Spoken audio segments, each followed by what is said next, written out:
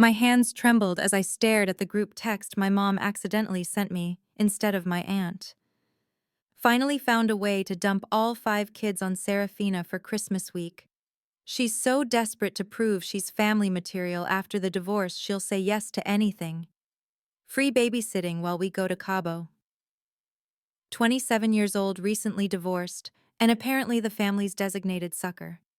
But what my mother didn't know was that I'd been recording her manipulative phone calls for months, and this Christmas was about to become very different than she planned. Before we dive into how I turned my family's betrayal into their worst nightmare, let me know where you're watching from. Hit that like button if you've ever been the family scapegoat, and don't forget to subscribe because this story gets absolutely wild. Trust me, you'll want to see how deep this rabbit hole of family manipulation goes and how sweet revenge can taste when served ice cold during the holidays. Let me back up and paint you the full picture of how my family had been systematically manipulating me for years. My name is Serafina, and I thought I knew who my family was until 6 months ago when my world completely shattered. It started innocently enough. After my divorce from Marcus became final in June, I moved back to my hometown of Millbrook, hoping to rebuild my life closer to family. My mother, Patricia, seemed supportive at first, constantly calling to check on me, inviting me to family gatherings, and making me feel like I finally belonged somewhere again. But there were odd moments that didn't add up. Conversations would stop when I entered rooms. My cousins would exchange glances when I mentioned money troubles from the divorce settlement. My younger brother Jake would smirk whenever Mom praised me for being so helpful with family responsibilities. The first red flag was my grandmother's birthday party in August. I spent 3 days planning, cooking, and decorating for what I thought was a family celebration. I maxed out my credit card on decorations and catering, thinking everyone would contribute. Instead, I discovered through a pocket dial from my Aunt Linda that they had all agreed beforehand to let Serafina handle everything since she needs to feel useful. That phrase haunted me. Needs to feel useful. I started paying closer attention. When my cousin Maria asked me to babysit her twins overnight so she could have a date night, I agreed immediately. It wasn't until I overheard her bragging to our other cousin about getting free babysitting from desperate divorcee Serafina that I realized this was a pattern. September brought requests for me to dog sit during my uncle's vacation house sit for my aunt while she visited her in-laws and coordinate my grandfather's medical appointments because you have the most flexible schedule, sweetie. Each time I said yes, desperate to prove I was valuable to this family that had welcomed me back with seemingly open arms. October was when I started recording conversations. Not intentionally at first. My phone's voice memo app had been accidentally activated during a call with my mother about Thanksgiving plans. When I discovered the recording later, I heard something that made my blood freeze. After I had enthusiastically agreed to host Thanksgiving dinner for 18 people, I heard my mother's voice clearly say to someone in the background, "She took the bait perfectly. Now we don't have to spend anything on Thanksgiving, and Patricia's Kitchen will cater the whole thing under Serafina's name. She's so eager to belong she'll bankrupt herself trying to impress us." That night I cried until 3 in the morning. Then I got angry. Then I got strategic. I started recording every family interaction, keeping detailed notes about who asked for what favors, and tracking the financial burden they were systematically placing on my shoulders. The pattern was devastating in its clarity. My mother had positioned me as the family's unpaid service provider. Need a babysitter. Call Serafina. Need someone to coordinate Grandpa's care. Serafina has time. Need someone to fund family gatherings. Serafina is trying to prove herself. But the Christmas text was the breaking point that revealed the true scope of their manipulation. The 5 kids weren't just random children. They belonged to 3 different family members: my cousin Maria's twins, my brother Jake's 2 boys, and my Aunt Linda's daughter. Each family had apparently planned separate Christmas vacations, and instead of arranging proper childcare, they had collectively decided to dump all 5 children on me for an entire week. The group text thread I accidentally received painted an even uglier picture. My mother had written, "I told Serafina that we're all staying local for Christmas, and that it would be so special if she could help with some babysitting." She actually teared up and said she was grateful to be trusted with something so important. It's almost too easy. My brother Jake had responded, "Perfect. Jennifer and I can finally take that Aspen trip. Free babysitting and Serafina gets to feel like she's contributing to the family. Win-win." Maria chimed in, "Should we leave money for food and activities?" My mother's response crushed whatever remaining faith I had in this family. "Why would we?" "She's desperate to prove she belongs here. She'll spend her own money and thank us for the opportunity." As I scrolled through weeks of messages in this group chat titled Operation Serafina, I discovered they had been orchestrating my exploitation since the day I moved back to town. Every favor, every responsibility, every financial burden had been carefully calculated to extract maximum value from my emotional vulnerability. They had weaponized my divorce, my loneliness, and my desire to belong against me. But they had made one critical error. They underestimated exactly how intelligent and resourceful a woman becomes when she discovers she's been systematically betrayed by the people who claim to love her. I spent that evening transcribing the most damning recordings and screenshots.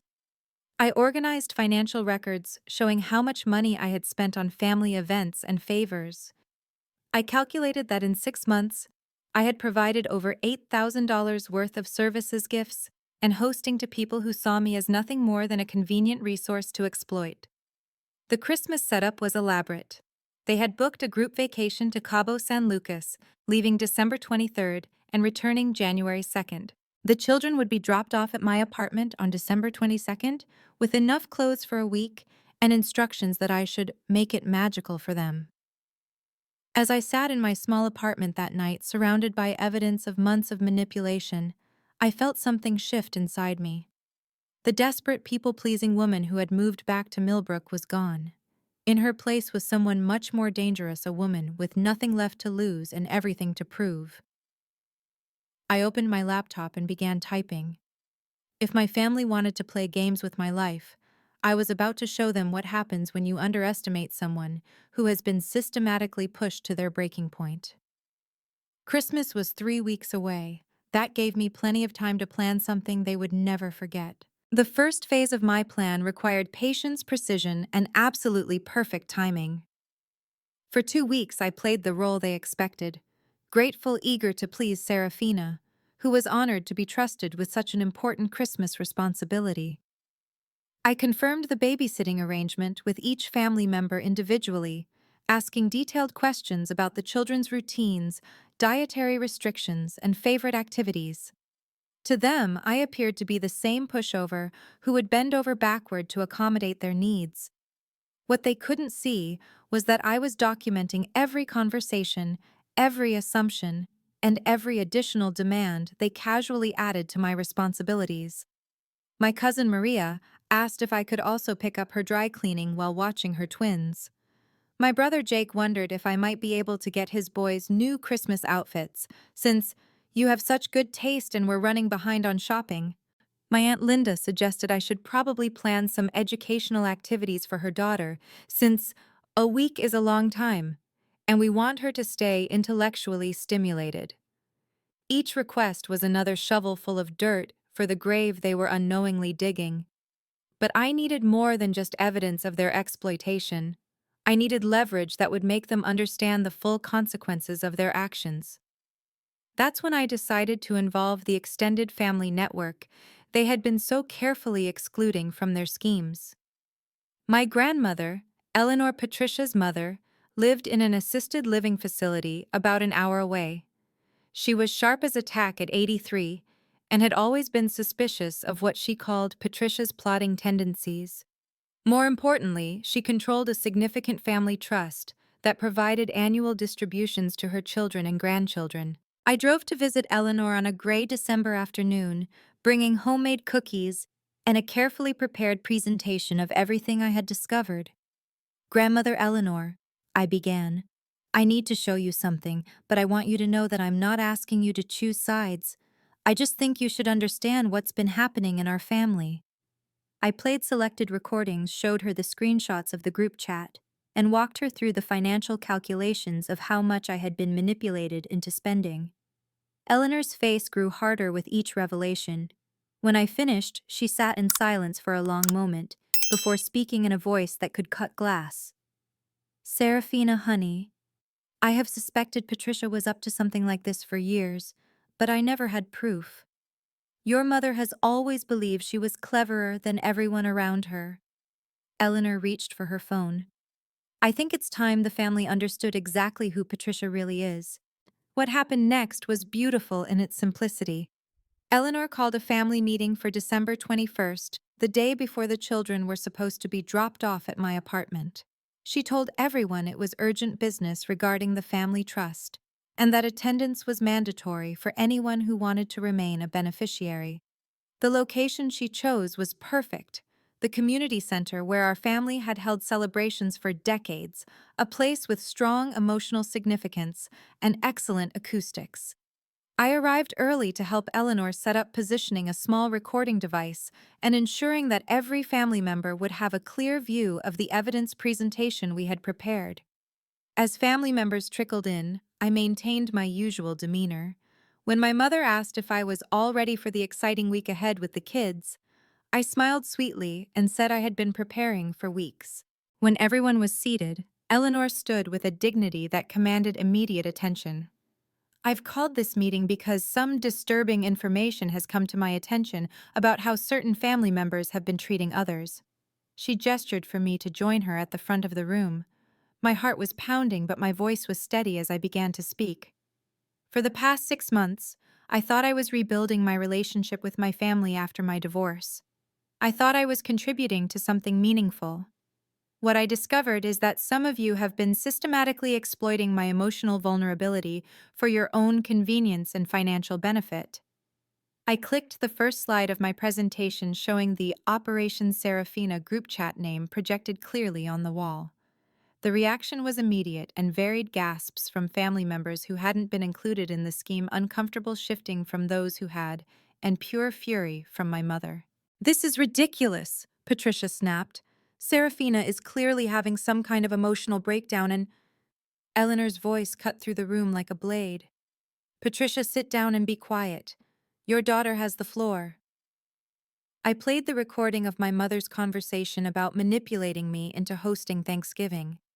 Then the text messages about the Christmas babysitting scheme.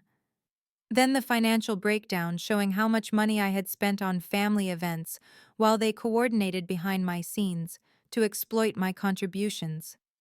The room was completely silent except for the sound of recorded voices revealing months of calculated deception.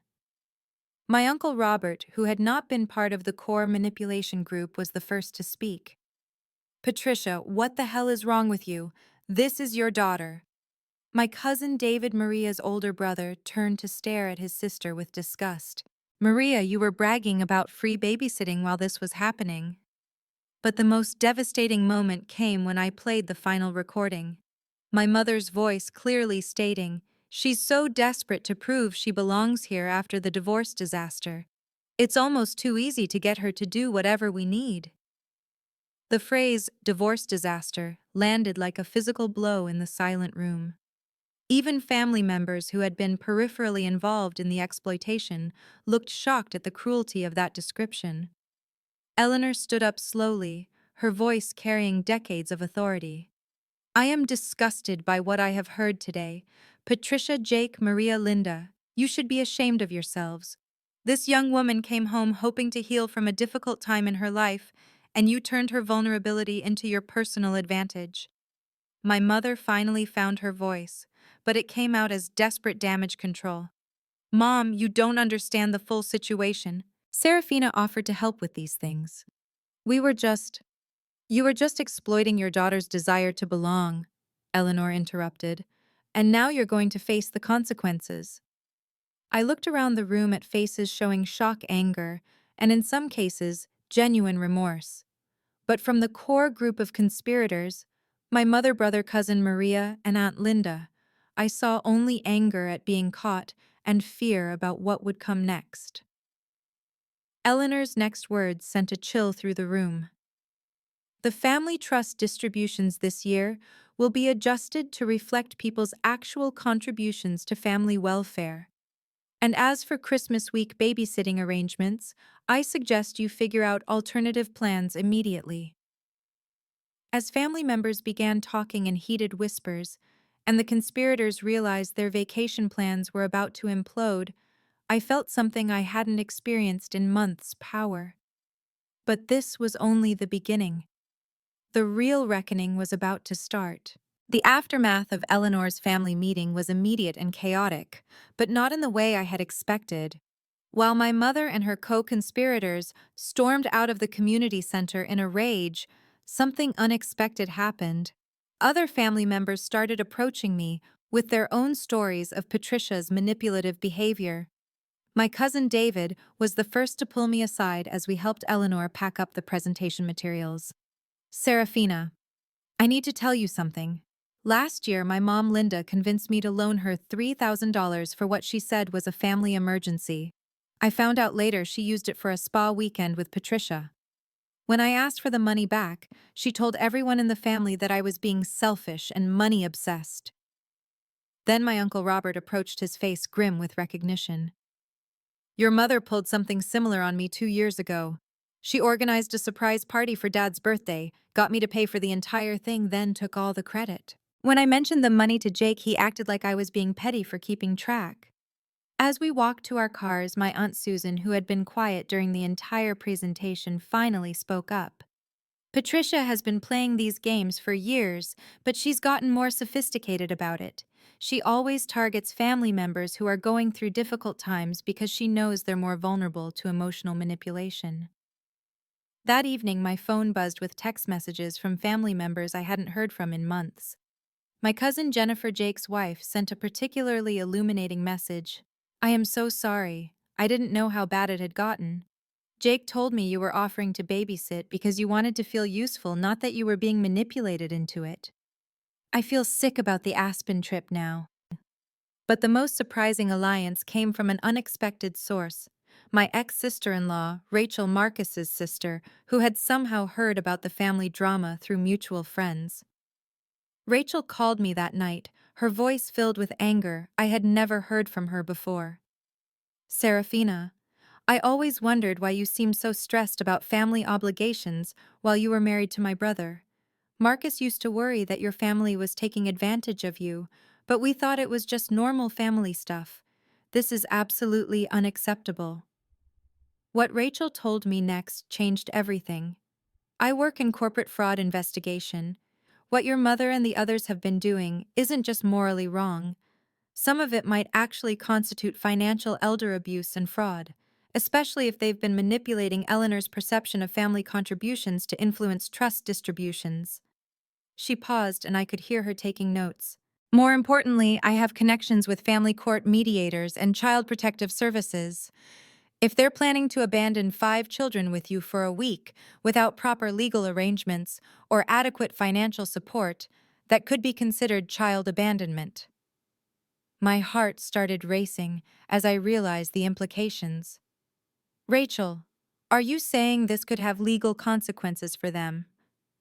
I'm saying that if you're willing to document this properly and make formal complaints, your family's little exploitation scheme could become a very serious legal problem for them, especially for your mother, who seems to be the ringleader. Over the next 2 days, Rachel helped me prepare a comprehensive case file. We documented every instance of financial manipulation, every recorded conversation, and every demand that had been placed on me without proper compensation or consideration. She also helped me understand exactly what my legal options were. Meanwhile, the family WhatsApp groups were exploding with drama. Eleanor had apparently followed through on her threat about the trust distributions, and several family members were panicking about the financial implications. My mother was furiously trying to control the narrative, sending long voice messages about how I was having a mental breakdown and turning the family against each other over simple misunderstandings. But her damage control efforts backfired spectacularly when my cousin Michael, who worked in tech, decided to analyze the metadata on the Operation Serafina group chat. He discovered that the exploitation planning had been going on for 8 months, starting just 2 weeks after I had announced my divorce. Michael shared his findings in the main family group chat with a message that made me want to cheer. "I've reviewed the technical evidence, and this wasn't casual family planning. This was a systematic, long-term scheme to exploit Serafina's vulnerability.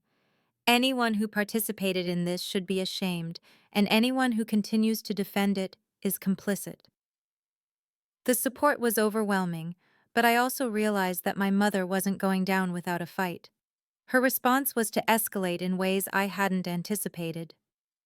On December 19th, just 3 days before Christmas, Patricia launched what Rachel called a classic narcissistic counterattack.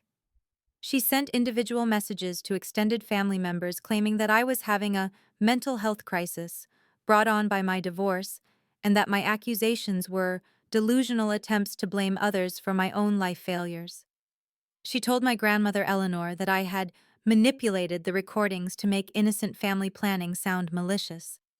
She convinced my Aunt Linda to send a group message claiming that I had volunteered enthusiastically for all the responsibilities I was now calling exploitation. Most devastatingly, she contacted my ex-husband Marcus, directly telling him that I was stalking and recording family members and that she was concerned about my stability.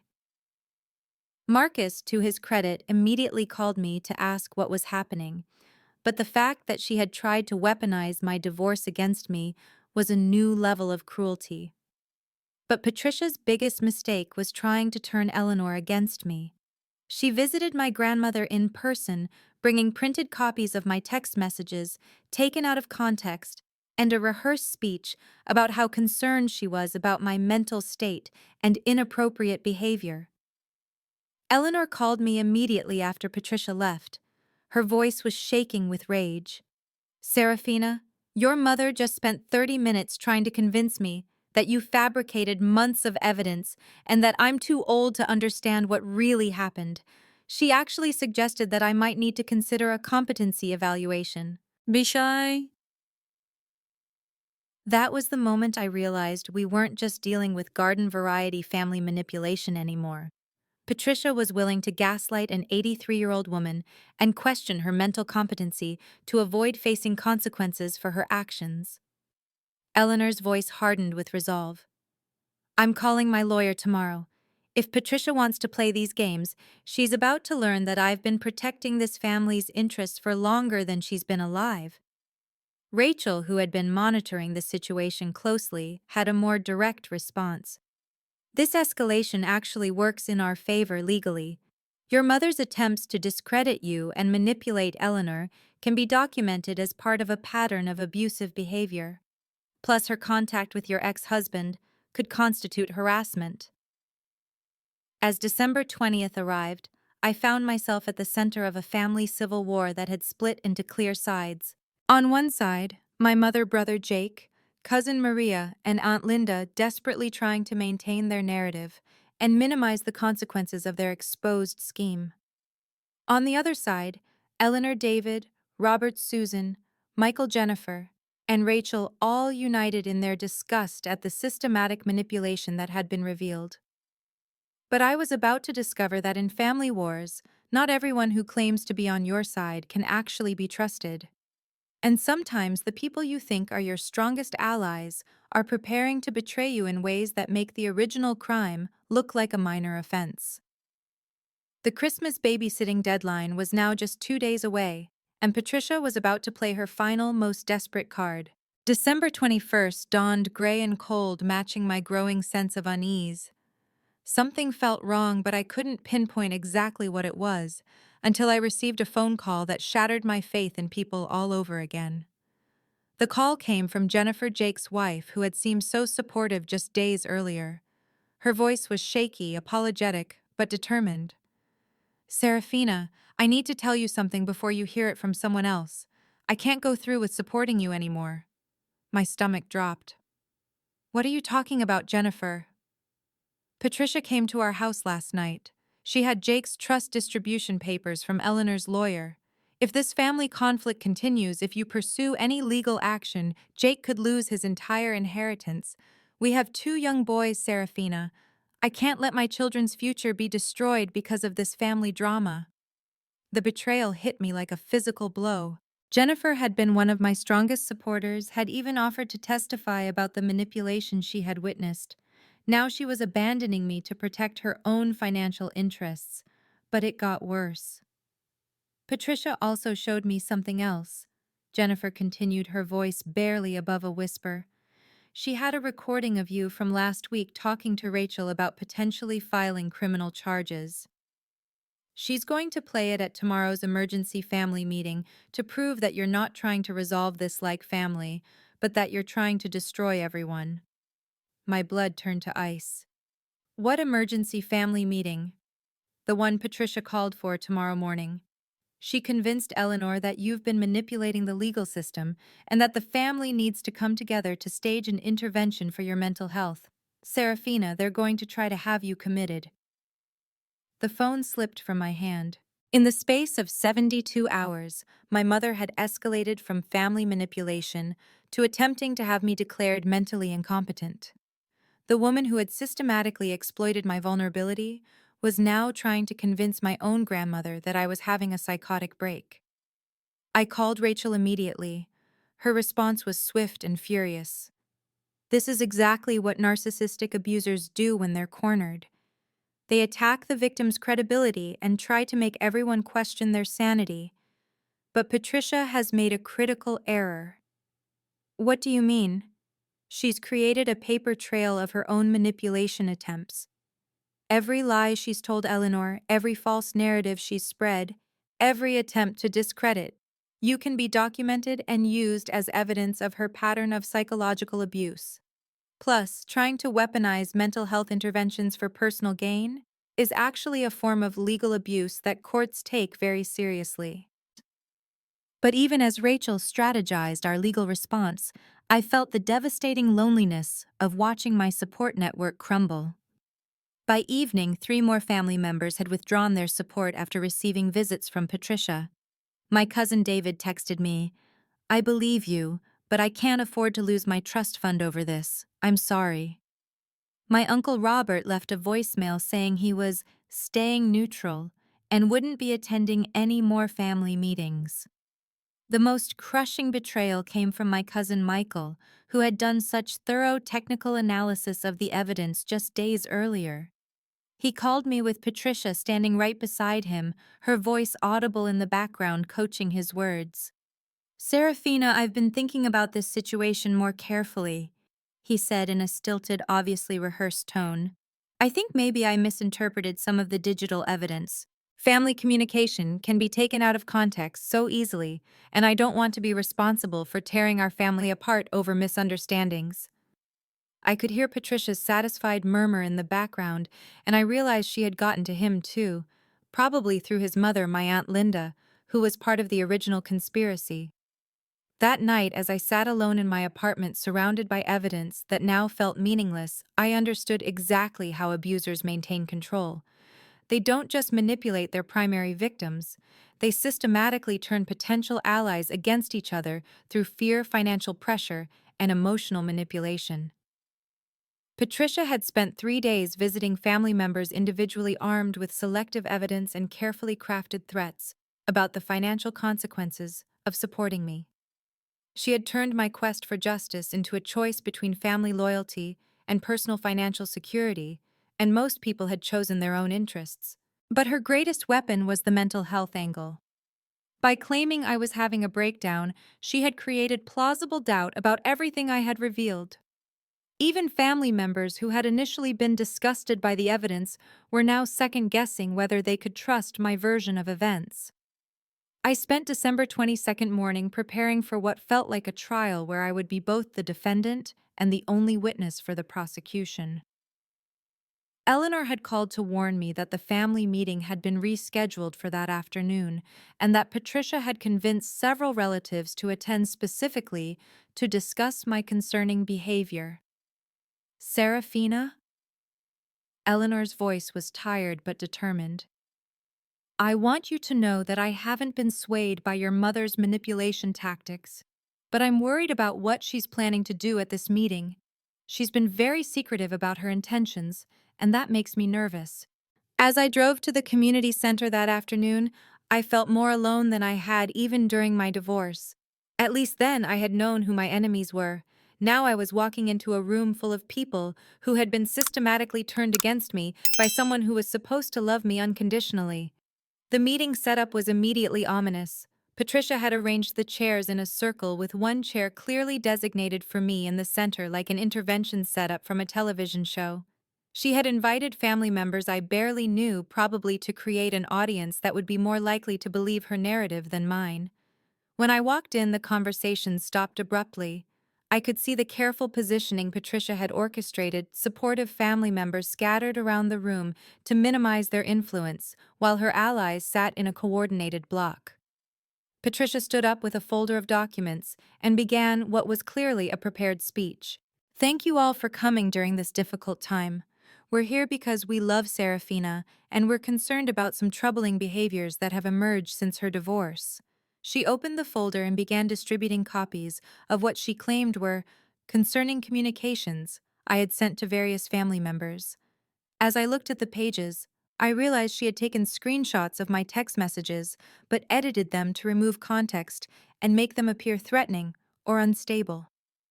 But just as Patricia was building to what was obviously going to be a formal request for mental health intervention, something unexpected happened that would change everything. The community center door opened with a bang that made everyone turn around. In walked my ex-husband Marcus, followed by a woman I didn't recognize carrying a briefcase and recording equipment. Behind them came Rachel, her expression grim but determined. Marcus looked directly at Patricia and said in a voice that carried across the room, I think you'll want to hear what attorney Sarah Whitfield has to say before you continue with this charade. Patricia's face went white. Marcus, you have no business being here. This is a private family matter. Attorney Whitfield stepped forward and placed a digital recorder on the table in the center of our circle. Actually, Mrs. Patricia Thompson, when you called Mr. Marcus Anderson 3 days ago and made false statements about his ex-wife's mental health while attempting to recruit him to support a psychological intervention, you involved him directly in what appears to be a systematic harassment campaign. The room was dead silent as Sarah continued. Mr. Anderson contacted me immediately after your call because he recognized the behavior patterns from his work in corporate law. What you described didn't sound like mental illness. It sounded like someone being systematically abused who had finally found the courage to speak up. Sarah opened her briefcase and pulled out a stack of documents that looked far more official than Patricia's edited screenshots. Mr. Anderson asked me to investigate the claims you made about his ex-wife, and what I discovered was fascinating. She clicked on the recorder. This is a recording of your phone call with Mr. Anderson from December 19th. Patricia's voice filled the room, but it wasn't the concerned mother tone she had been using for weeks. This was calculating, manipulative, and cold. Marcus, I'm really worried about Serafina's mental state since the divorce. She's been making wild accusations against family members, recording conversations without permission, and trying to turn my own mother against me. I think she might need professional intervention, and since you know her better than anyone, I was hoping you could support the family in getting her the help she needs. Marcus's voice responded, What kind of accusations is she making? Patricia's recorded response was devastating. She's claiming that we've been manipulating her financially, but honestly, we've just been trying to include her in family activities so she doesn't feel so isolated after her marriage failed. She's interpreting normal family requests as some kind of conspiracy against her. It's really concerning. Sarah stopped the recording and looked around the room. Mr. Anderson's response to this call was to request that I conduct a full investigation into these claims. What I found was not a woman having a mental health crisis, but rather a sophisticated long-term financial and emotional abuse scheme. She distributed new documents to everyone in the room. These are bank records showing the actual financial impact of what Mrs. Thompson calls normal family requests. Over 6 months, Serafina provided $8,400 in services goods and hosting to family members while being systematically excluded from vacation planning, gift exchanges, and other family benefits. Patricia tried to interrupt, but Sarah continued with the relentless precision of a seasoned attorney. More concerning are these documented communications between family members that show premeditation and coordination in exploiting Mrs. Serafina Anderson's emotional vulnerability following her divorce. She played another recording, this one from the group chat that Patricia thought had been deleted. Jake Thompson's voice clearly stating, "The best part is she'll pay for everything herself and think she's earning her place in the family. Divorced women are so desperate to prove they're still worth something." The collective gasp from family members who hadn't been part of the conspiracy was audible. My Aunt Susan covered her mouth in horror. My cousin David stared at Jake with disgust. But Sarah wasn't finished. Most seriously, yesterday, Mrs. Thompson contacted Mrs. Eleanor Walsh's physician, claiming that her granddaughter was manipulating an elderly woman and suggesting that Mrs. Walsh might need competency evaluation. This constitutes attempted elder abuse and could result in criminal charges. Eleanor's voice cut through the stunned silence like a blade. "Patricia called my doctor, my doctor." Sarah nodded grimly. "Mrs. Thompson told Dr. Martinez that she was concerned about your ability to make sound financial decisions and that your granddaughter was taking advantage of your diminished capacity. Dr. Martinez was legally obligated to report this call, which is how it came to my attention." Patricia was now visibly shaking, her carefully constructed narrative collapsing in real time. "This is ridiculous. You can't just barge in here with some lawyer and—" "Actually," Sarah interrupted Mrs. Thompson, "you should know that 3 family members have already provided sworn statements about the systematic manipulation they witnessed or participated in. Additionally, the recordings of your coordination meetings constitute evidence of conspiracy to commit financial fraud." She turned to address the room. "What we have here isn't a family disagreement or a mental health situation. This is documented financial abuse, elder manipulation, and conspiracy. Mrs. Serafina Anderson has been the victim of a sophisticated scheme designed to exploit her emotional vulnerability for financial gain." Marcus stepped forward and looked directly at me. "Serafina, I owe you an apology. When we were married, I thought your family was just demanding, but I never realized they were actively exploiting you. When Patricia called me trying to get me to support a mental health intervention, I knew something was very wrong." He turned to face the room. "The woman I was married to for 5 years is many things, but mentally unstable isn't one of them. She's actually one of the most psychologically resilient people I know. If she's making accusations against her family, it's because she has evidence to support them." Sarah placed one final document on the table.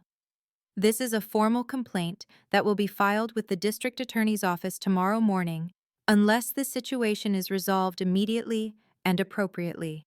The charges will include financial exploitation, conspiracy to defraud, elder manipulation, and harassment." The room erupted in concerned voices, but Patricia's voice rose above them all. "You can't do this to your own family. Serafina, how can you destroy your own mother over money?" For the first time in 6 months, I stood up with absolute confidence and spoke in a voice that didn't shake. "This was never about money, Mom. This was about you systematically destroying my ability to trust my own judgment and exploiting my love for this family. But what you did to Eleanor, trying to convince her doctor that she's incompetent, that's when you crossed a line that can't be uncrossed." Sarah packed up her materials and handed Patricia a business card. "Mrs. Thompson, you have 24 hours to contact my office to discuss resolution options. After that, this becomes a matter for law enforcement." As the meeting dissolved into chaos, I finally understood what justice felt like. But the real reckoning was just beginning. Christmas morning arrived with an irony that felt like cosmic justice. Instead of spending the holiday babysitting 5 children while their parents enjoyed Cabo San Lucas, I woke up in my own apartment to the sound of my phone buzzing with frantic messages from my mother's co-conspirators. The Cabo trip had been canceled, of course. No one was willing to abandon their children with a family member who was potentially facing criminal charges. My brother Jake and his wife Jennifer had spent Christmas Eve frantically arranging emergency childcare for their boys. Maria was stuck dealing with her twins' meltdown over their canceled special Christmas adventure. My Aunt Linda was hosting her daughter for a holiday that now felt more like damage control than celebration. But the real justice was unfolding in ways I hadn't even anticipated. Eleanor had spent Christmas Eve with her lawyer restructuring the family trust to reflect what she called actual family values rather than manipulative exploitation. The new distribution structure rewarded genuine family contributions and specifically excluded anyone who had participated in schemes to exploit vulnerable family members. Patricia lost 60% of her annual trust distribution. Jake lost 40%. Maria and Linda each lost 30%. The money they forfeited was being redistributed to family members who had either been victims of their schemes or had demonstrated genuine integrity during the crisis. More satisfyingly, Eleanor had established a new family fund specifically designed to support family members during difficult transitions like divorce, job loss, or health crises. The fund would be administered by a committee that explicitly excluded anyone who had participated in exploitation schemes. Sarah Whitfield called me on Christmas afternoon with news that felt like the best present I could have received. "Serafina, your mother's attorney, contacted me this morning. Patricia wants to discuss a settlement agreement that would avoid criminal prosecution." The terms Patricia was offering revealed just how seriously she was taking the legal threat. She would pay full restitution for all documented financial exploitation, provide a written apology to be shared with the extended family, attend mandatory counseling for manipulative behavior patterns, and agree to no contact restrictions with both Eleanor and me for a minimum of 2 years. But perhaps most importantly, Jake, Maria, and Linda were also facing consequences that went beyond financial penalties. Jennifer had filed for separation after discovering the full extent of Jake's willingness to exploit family members for personal gain. Maria's ex-husband was using the documented manipulation scheme to request modified custody arrangements. Linda's own children were reconsidering their relationship with a mother who had spent months coordinating emotional abuse against their cousin. The settlement negotiations took 3 weeks, during which time I discovered something that surprised me. I didn't actually want maximum punishment for my family members. I wanted acknowledgement, accountability, and assurance that this pattern would never happen again. The final agreement included financial restitution, mandatory therapy for all conspirators, restructured family communication protocols overseen by Eleanor, and most importantly, a detailed written acknowledgement of what they had done and why it was wrong. Reading Patricia's court-supervised apology letter was surreal. "I systematically exploited my daughter's emotional vulnerability following her divorce by coordinating with other family members to extract financial and practical benefits from her desire to rebuild family relationships. I used her love for our family as a weapon against her own financial stability and mental health. I attempted to discredit her when she found the courage to speak up about this treatment. I recognize that my actions constitute financial abuse and psychological manipulation, and I accept full responsibility for the harm I caused." But the most unexpected outcome was the new family dynamic that emerged from the wreckage of the old one. The family members who had stood by me during the crisis became a chosen family that was stronger and more authentic than anything I had experienced before. Eleanor and I now have dinner every Sunday, a tradition that has become the anchor of my week. Marcus and I rebuilt a friendship based on mutual respect and shared understanding of family manipulation dynamics. Rachel became not just an ally, but a genuine friend who helped me understand that surviving systematic abuse actually demonstrates incredible strength, not weakness. Most surprisingly, some of the family members who had initially withdrawn their support came back with genuine apologies and changed behavior. My cousin David used his own trust fund to start a family support network for anyone dealing with manipulation or abuse within the family system. My uncle Robert became an advocate for clear communication and transparent decision-making in all family financial matters. 6 months later, I can honestly say that being systematically betrayed by my mother was the catalyst for building the authentic family relationships I had always wanted but never knew how to create. The exploitation scheme that was designed to keep me vulnerable and dependent ultimately taught me to value myself, set boundaries, and refuse to accept treatment that diminishes my worth. The family members who were willing to sacrifice my well being for their convenience revealed themselves clearly making room in my life for people who genuinely care about my happiness. I've learned that real family doesn't manipulate your emotions to extract favors. Real family doesn't exploit your vulnerable moments for personal gain. Real family doesn't try to gaslight you when you find the courage to speak up about mistreatment. Real family shows up with support, not demands. Real family celebrates your boundaries instead of testing them. Real family makes you stronger, not more dependent. As I write this story, I'm sitting in my apartment that finally feels like home rather than a staging area for family obligations. My bank account is healthy because I'm spending money on my own priorities rather than funding other people's convenience. My phone buzzes with messages from people who value my company, not my services. This Christmas, I'm hosting a celebration for my chosen family: Eleanor, Rachel, Marcus, David, and several other family members who proved that integrity matters more than convenience. We're creating new traditions based on mutual respect rather than obligation. The children who were supposed to be dumped on me last Christmas are spending the holidays with parents who have learned to arrange proper childcare instead of exploiting family members. Patricia and her co-conspirators are spending their holidays dealing with the long-term consequences of prioritizing personal convenience over family integrity. Sometimes the best thing that can happen to you is discovering who people really are when they think you're too vulnerable to fight back. Sometimes the greatest gift is learning that you're stronger than the people who tried to exploit your kindness. What about you? Have you ever experienced family members who used your love against you? Have you found the courage to set boundaries with people who treated your kindness as weakness? Drop a comment sharing your own story of standing up to family manipulation.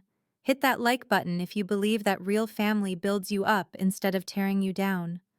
Subscribe for more stories about finding strength in the face of betrayal and building authentic relationships after toxic ones.